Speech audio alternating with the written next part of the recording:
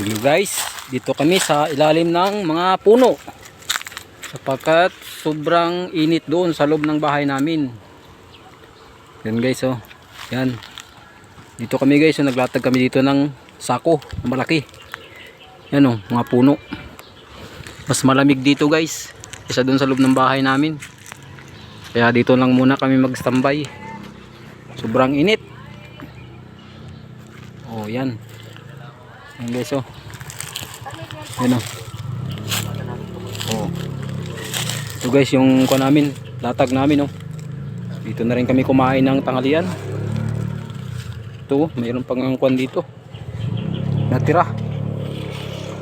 Natira pa ditong Ano pangalan niya? Yan.